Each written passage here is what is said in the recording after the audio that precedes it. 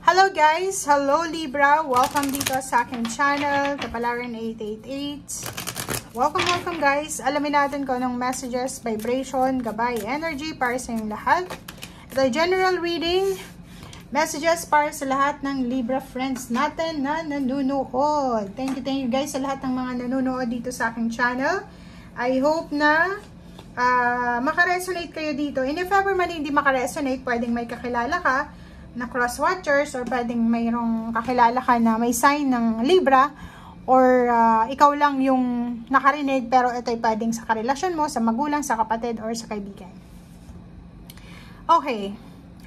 Sa linggong ito, sinasabi ng baraha sa'yo dito, Libra, napakaganda. First card, goodbye, farewell to the moon. Kailangan mo nang mag-say goodbye sa mga sadness, disappointments, regrets, worries, anxiety, depression, or kung ano man to. And enjoy the lunar light and cycle. So, ibig sabihin, kailangan mo nang mag-say goodbye, kailangan mo nang iwanan, i-abandona yung mga bagay-bagay, sitwasyon na hindi nagbibigay sa'yo ng saya. Yung parang every time na naiisip mo, nai-stress ka lang, every time na kausap mo, nai-stress ka, every time na nakakatanggap ka ng mensahe galing sa taong ito, nai-stress ka. So, yun yung mga taong or sitwasyon na kailangan mo nang iwasan. Okay? The crane bag, sinasabi ng baraha dito na yon, same din dito sa farewell to the moon, Libra, kailangan mong mag-declutter. Okay? Clutter and declutter in choice. So, if ever may mga relationship ka na toxic, yun nga sabi ko sa'yo, nakita mo lang yung post niya sa Facebook, naiinis ka na. Kasi parang palagi siyang nagpaparinig, palaging may kaaway, palaging negative yung post niya. Declutter, delete, hide. Okay? And spend time sa dagat. If may pagkakataon kang makapunta ng dagat, malapit ka lang sa dagat, sa nature, sa tubig. Spend time sa nature sa linggong ito. Okay? Maglinis ng bahay. Maglinis tayo ng friends list natin. Maglinis tayo ng mga tao sa paligid natin. Kailangan mong paligiran lang yung sarili mo ng mga positibong tao. Okay? Kasi kung iisipin mo, bakit ka nakikisama, bakit ka sumasama sa mga taong alam mo na wala namang binibigay sa iyong saya? 'Di ba? Kaya tayo nakikipagkaibigan kasi feeling natin, pare-pareho lang tayo ng kaibigan natin, masaya, nagsusuportahan tayo, walang backstab, 'di ba? Backstabbing. If ever na yung relationship na yan, may backstabbing, may lokohan, may kung ano pa man, hindi yan para sa'yo. So, kailangan mo nang umalis sa situation na yan. Falling in love. So, sinasabi ng barahan na kung ikaw ay single, posibleng sa linggong ito ay bigla kang ma-in love, or kung ikaw ay in a relationship, mas lalo kang ma-in love sa relationship mo. Parang ganon.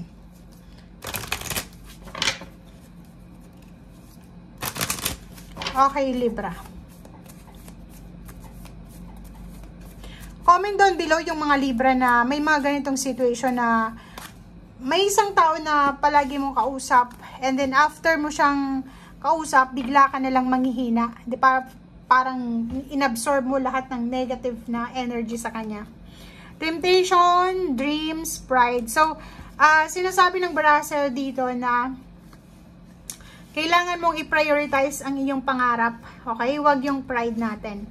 Kailangan nating iwasan yung mga tao na hindi tayo suportado sa pangarap natin. Like yung may mga gusto kayong gawin, like sa kaibigan, sa pamilya, may pinagsasabihan ka na, uy, alam mo, gusto kong magtrabaho sa ibang lugar, gusto kong kumita ng ganyan-ganyan, gusto kong magnegosyo. Instead na suportahan ka, ang tawag dito, i-discourage ka pa nila. So, yun ang mga taong kailangan mong i-declutter. Okay? Kasi sila ay temptation. And iwasan natin yung mga taong ma-pride, yung parang ikaw yung kailangan maunang makipagbati sa kanila, yung parang palagi ka nalang nakikisama sa kanila, kailangan yun na iwasan mo na. And mag-focus ka sa mga pangarap mo sa buhay, or mag-focus ka sa positive lang. Kasi sayang yung oras kung palagi ka lang na malungkot, 'di ba? Kung hindi ka naman nag-e-enjoy sa company ng bawat isa or sa kaibigan, sa trabaho, bakit ka nag-stay? Diba? So, sayang yung oras. Huwag mong sayangin yung oras mo, yung time, energy, strength, physical strength, yung youth mo, yung katawang bata mo, huwag mong sayangin yan. Dapat maging productive ka sa linggong ito.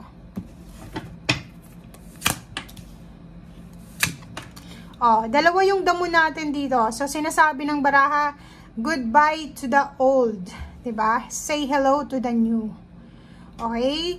Alisin natin yung mga takot natin sa usaping pera na, like for example, natatakot ka kung anong mangyayari sa'yo sa susunod na araw sa tungkol sa pera.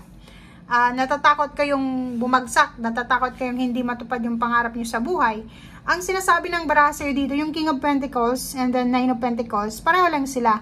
Kung paano natin mahawakan yung pera, kung paano natin matupad ang ating mga financial na mithiin, kailangan natin ng pasensya. Huwag tayong maging aggressive.